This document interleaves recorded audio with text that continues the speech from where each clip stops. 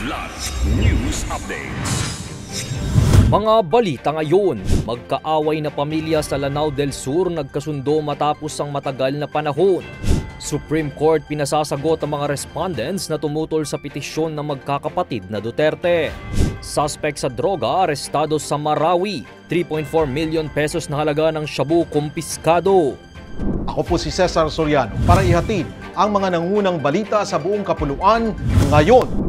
Matagumpay na naresolba ang isang matagal ng rido o hidwaan ng pamilya sa Lanao del Sur sa pangunguna ni na Governor Mamintal Bombit Alonto Adjong Jr. at Brigadier General Billy De La Rosa ng 103rd Brigade, 1st Infantry Division ng Philippine Army kamakailan.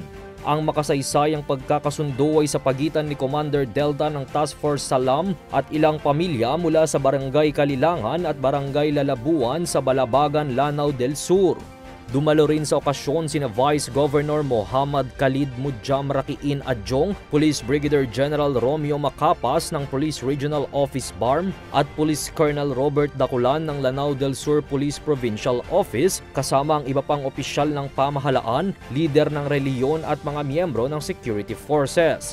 Sa panahon ng banal na Ramadan, tunay na naghari ang kapayapaan at pagpapatawad, patunay na pagkakaisa sa Lanao del Sur. Binigyan ng Supreme Court ng 24 oras sa mga respondents na tumutol sa petisyon para sa habeas corpus na inihain ni na Representative Paulo Duterte, Mayor Baste Duterte at Kitty Duterte. Sa inilabas na pahayag ng Korte Suprema, kailangan ng mga respondents na sumagot kung bakit hindi dapat pagbigyan ng petisyon ng magkakapatid na Duterte na iharap sa Supreme Court si dating Pangulong Rodrigo Duterte. Ilan sa mga respondents na ito ay kinabibilangan ni na Executive Secretary Lucas Bersamin, DOJ Secretary Boying Remulla, DILG Secretary John Vic Remulla, PNP Chief General Romel Marbil, PNP CIDG Director Major General Nicolas Torre III at iba pa. Saad ng nasabing mga petisyon ng magkakapatid na Duterte ay kanilang hinahamon ang umano'y iligal na pagkakaaresto sa dating Pangulo sa bisa ng arrest warrant mula sa International Criminal Court o ICC. Noong Miyerkules lamang nang ibasura din ng Supreme Court ang petisyon ng kampo ni Duterte